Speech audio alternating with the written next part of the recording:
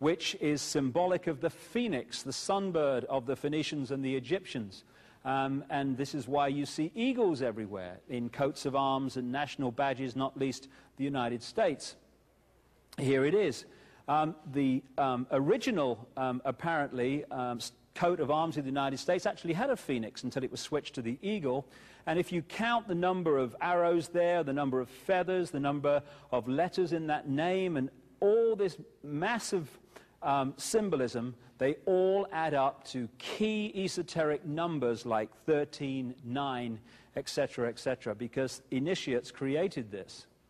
Every so often there are certain events and certain people which pull in all strands of the various elements I've talked about so far over these hours. And the assassination, because that's what it was, of Diana, Princess of Wales, had all these elements of bloodlines, of royalty, of secret societies, and of the symbolism of the secret societies in the actual assassination itself. In The Biggest Secret, I've gone into this in tremendous detail in one chapter in particular, and there is a video documentary planned of this Diana assassination and the background to it. Maybe it will even have been done and be available by the time you see this. So I'm not going to go into the Diana thing in great detail here because it's done elsewhere, but I just want to go through a few things. From close confidence of Diana, it's very clear that she realized after a while that she had been pulled in for a specific purpose. She used to call herself the Windsor broodmare. The Spencer family is an ancient bloodline which is interbred with many of the aristocratic families of Britain, of Europe, and of America. Spencers are distant cousins, for instance, of the Rockefellers.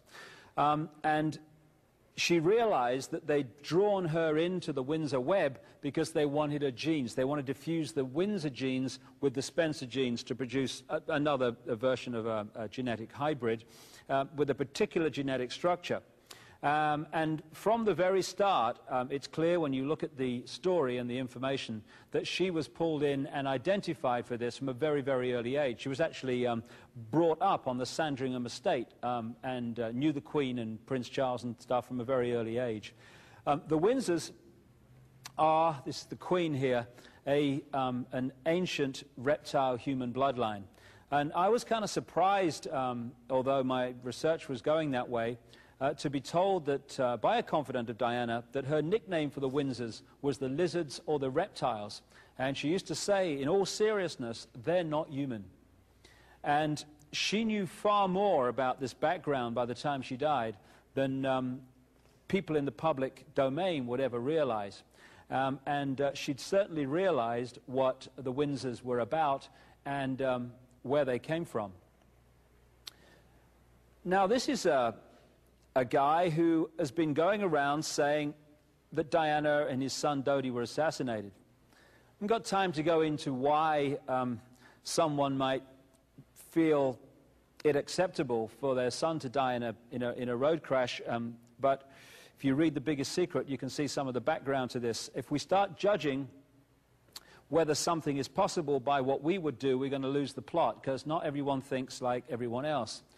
And when you look at the background to Diana's assassination, the person that had complete control of her security and her movements in the crucial period, days leading up to it, but particularly on that specific day, was Mohammed Al-Fayed.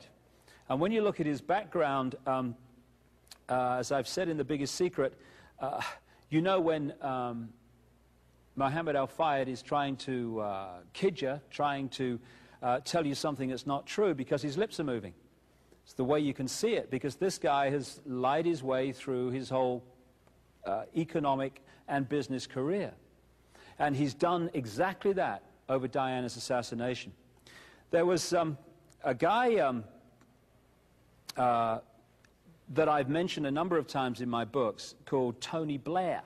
Tony Blair was brought through by this brotherhood to become Prime Minister of Britain. And I have a contact who, for a long time, performed satanic ceremonies in which ritual human sacrifice took place of children and of adults. And one of the key places, which I've talked about in my books, is a place known as the Castle of Darkness in Belgium. In the late 80s, she says that at a ritual sacrifice that she performed was the Queen of England, which she's done sacrifices for many times, the Queen Mother, Tony Blair, who was then just a lower-ranked politician, and Mohammed al-Fayed, father of Dodi. And yet in the public arena we get this royal family on one side and Dodi Fayed's father, Mohammed al-Fayed, on the other, when in fact they lock into the same controlling force. And he had control of her movements on the crucial day. There's the ISIS symbol of ancient Egypt, very close to that headgear that he posed with for a British newspaper. Now again, if you're going to kind of follow the symbolism and the background to Diana's assassination, you have to go back into the ancient world. You can pick one of these one of the pure key reptile human bloodlines up in Troy, ancient Troy, which is what we now call Turkey. You can follow this bloodline through the Caucasus Mountains and into Europe and into what we call France. In fact, France is named after these people. They call themselves the Sicambrian Franks. And they had a royal offshoot, and eventually became known by this royal offshoot, called the Merovingians. The Merovingians set up the city we call Paris. You're looking at a part of the modern Paris, which is was the place that they established the original Paris. And they named the city after one of the people involved in the Trojan Wars, a guy called Prince Paris. And there's Notre Dame, Our Lady, Diana, Semiramis, Isis Cathedral. And this was where Paris kind of came out of with the Merovingians many, many centuries ago. Now, these Merovingians, Franks, Sicambrian Franks, worshipped the goddess Diana, who was one of the great goddesses of the ancient world. And they built underground chambers just outside the original Paris to do their sacrifices and ceremonies to the goddess Diana. Of course, as Paris has got bigger and bigger, the area of that sacrifice area for the goddess Diana is now modern Paris. And it's still an underground chamber. That point is called the Pont d'Alma Tunnel, where Diana died in 1997. And Diana is actually blood related to the Merovingian line.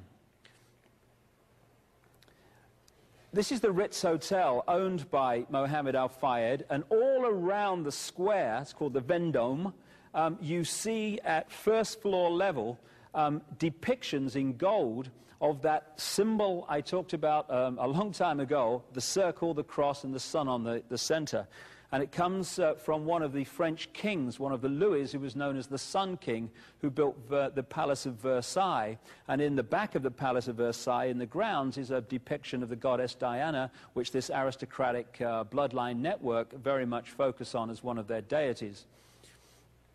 Someone said, this is the Kennedy assassination here, something very true. When you're trying to understand who was behind an assassination, look at who had the power to remove the security at the crucial time.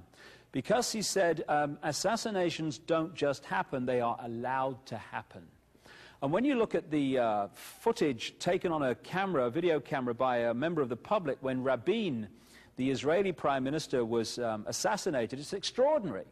You have the line of soldiers lined up to protect Rabin as he came to his car, and in among them is the guy who killed him. As Rabin appears on this video, extraordinary sight, the soldiers just walk backwards, leaving the assassin on his own. Rabin walks past him, thank you very much, good night. And it's the same with the Kennedy assassination and so many others. This is the point where Kennedy was hit. This is Kennedy's car at the front. There's nobody on it. And yet you look at the car behind, which doesn't carry the President of the United States. There's 4 security guards and 2 outriders. If they'd have been there, of course, Kennedy could not have been killed by a bullet from outside because he was